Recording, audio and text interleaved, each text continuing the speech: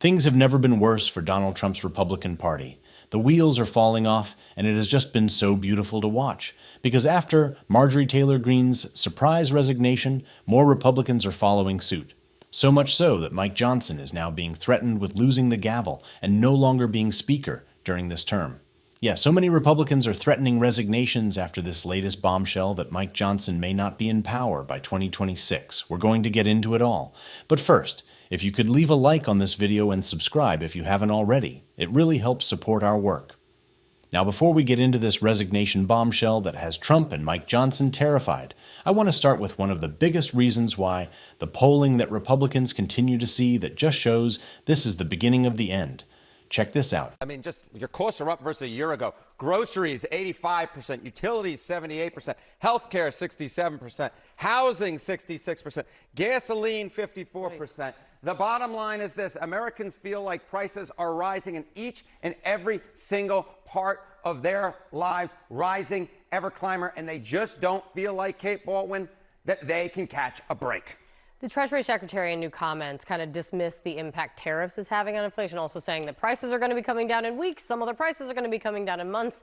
What do Americans think about that? Yeah, they think he's full of it. That's exactly what they think. I mean, just take a look here. Tariffs raising prices are raising prices right now. I'm going to come over Kate's side of the screen, 71%. How dare you? How dare I do that? 84% of Democrats, 74% of independents, and even a majority of Republicans. When you can get a majority of Republicans to agree with majority of Democrats, you know that the pain is being felt by the American public right now. The Treasury Secretary can try and tell the people something, but they can feel in their pocketbooks. They simply put, don't buy what he and this administration is selling them when it comes to tariffs. Donald Trump ran a presidential campaign of lies about affordability, about lowering your groceries, about making rent cheaper, about making energy cheaper. And not only did he not do that on day one, he has done the opposite on day one by announcing tariffs, by creating idiotic economic policy, by giving giant tax cuts to the richest people in human history. And the result has been people realize and see that Donald Trump broke his promises and broke them in the worst way. So of course the polling is going to be terrible. And it is infuriating to Trump's voters when he sends his stooges out there to lie to them and to pretend that all is swell and everyone's really chugging along. And it's not that millions of Americans are going hungry as Trump works overtime, or did, to try to prevent them from eating. And it's not just people not being able to eat. It's also people not being able to grow the crops and sell them that allows them to eat. Because really no one's been more screwed over under this administration, and certainly Trump's last term, than farmers. Which is why it's so funny. Even though it shouldn't be, it's just sad that Agriculture Secretary Brooke Rollins got on TV today and offered up this lame excuse for how many soybeans we're about to sell. Or I guess we're not going to sell. Listen to this exchange. Understand this, and tell me if I'm wrong. My understanding is that you said in the White House, it said that China was going to buy 12 million metric tons of soybeans from the United States by January. We're now just about a month and a half away from that. They have, according to the USDA report, only made two big purchases, and they total, in total, 332,000 metric tons. How is that pledge, if that is a real pledge, and China has not confirmed that pledge, going to be made in that quick a time? Andrew, thank you. We're actually about 1.5 million metric tons, but your point is still salient, right? That 1.5 million of 12 million, we've got a significant way to go. I know they are inking the deal. Yeah, Brooke, I don't know if math is your thing, but 1.5 million, the number that you don't have, is not as big as 12 million. Those are very different numbers. And I don't think that we're going to get there in the next, I guess it's a couple of weeks. I don't think we're really going to move 11 million soybeans. So yeah, Donald Trump once again has screwed over our farmers. And it's difficult for me sometimes to feel bad for those farmers who have been caught in videos praying to God together, hoping that things get better. Because it's Trump's fault and you voted for him overwhelmingly. But of course, we've got to message that. We've got to win the midterms on that message. And it looks like we might even be winning the midterms before the midterms happen, because the resignations are rolling in following Marjorie Taylor Greene. So much so that Mike Johnson, according to some Republican insiders, might be losing his gavel before we even have an election. Here's the headline. Furious House Republican warns more explosive resignations are coming after Marjorie Taylor Greene. A senior House Republican is warning that Marjorie Taylor Greene's sudden decision to walk away from Congress is only the start of a deeper implosion inside the GOP. Green, 51, will retire in 42 days. She announced the end of her tenure Friday night with a sweeping indictment of Trump's second term and the party supposedly tasked with backing him. Her central argument is that Trump and House Republicans are abandoning the president's priorities, growing complacent, and barreling towards wasting a razor-thin majority. Several GOP lawmakers told reporters that they are also weighing midterm retirements. And another clearly frustrated senior Republican delivered a blistering assessment of the president's trajectory. Quote, "This entire White House team has treated all members like garbage. Mike Johnson has let it happen because he wanted to let it happen." They told Punchbowl News that is the sentiment of nearly all appropriators, authorizers, hawks, doves, rank and file. The lawmaker blasted what he called the arrogance of this White House team, accusing them of running members roughshod and threatening them while denying them even little wins like announcing small grants or even getting responses from agencies. He warned that anger is spreading beyond the usual suspects. Quote, "Not even the high-profile, the regular rank-and-file random members are more upset than ever. Members know they are going into the minority after the midterms." The lawmaker then dropped the real grenade, adding more explosive early resignations are coming. Quote, "Early resignations are coming. It's a tinderbox. Morale has never been lower." Mike Johnson will be stripped of his gavel and they will lose the majority before this term is out.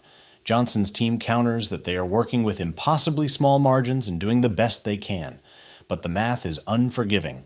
If Republicans lose even one more member to retirement, death, or illness, the majority could flip as early as 2026. What once sounded far-fetched now seems increasingly plausible.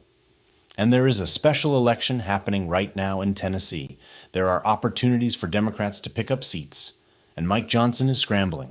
Can you imagine that? It doesn't even get to the midterms and he's already lost the majority. Imagine what Democrats could do in the months leading up to the midterms with a majority, not just in the House, but chairmanship and the gavel on all of our committees. Imagine the subpoenas that could go out of the Oversight Committee.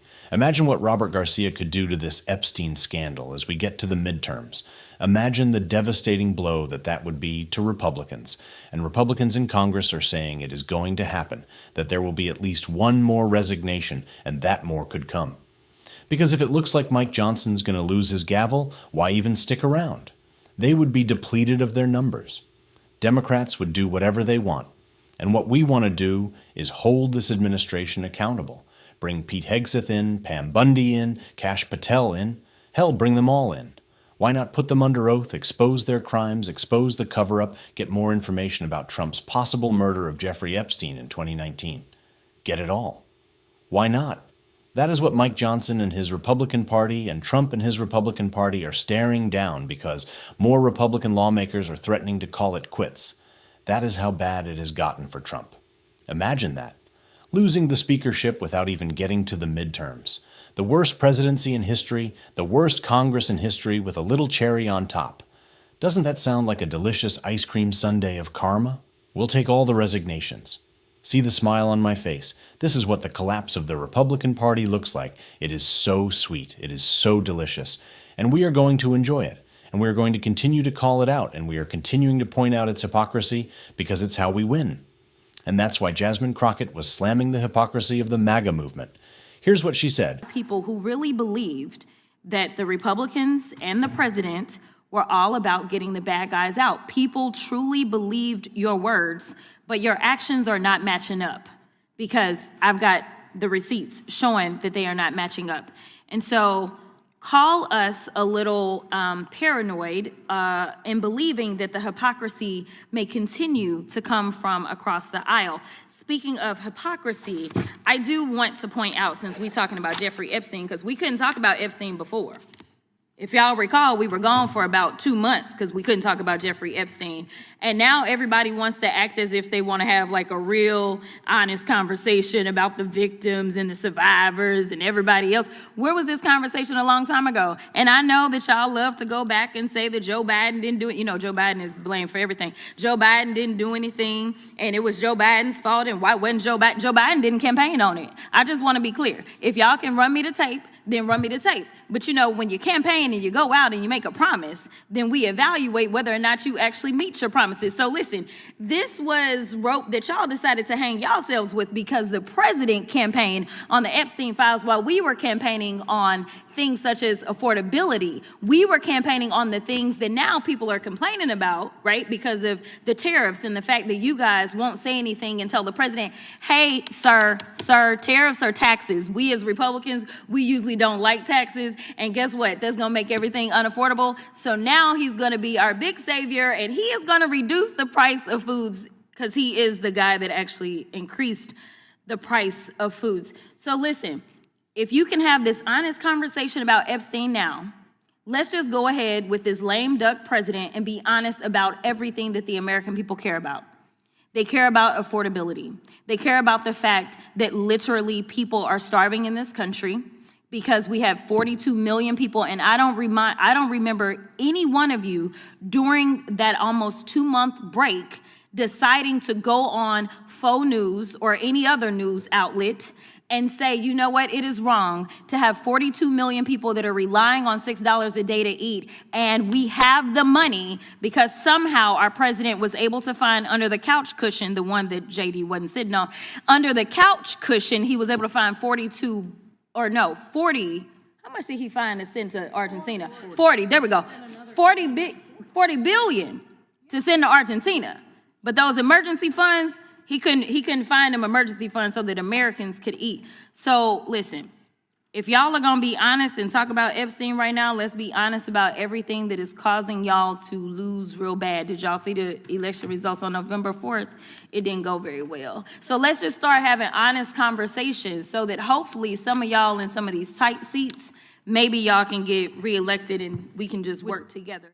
We will continue to call out these fools every single day on the show. And if you want to support that, as always, you can hit that subscribe button, leave a like on this video. If you stuck around to the end, drop a blue heart in the comments. Keep fighting. Don't let them silence you. And until next time, I'll see you.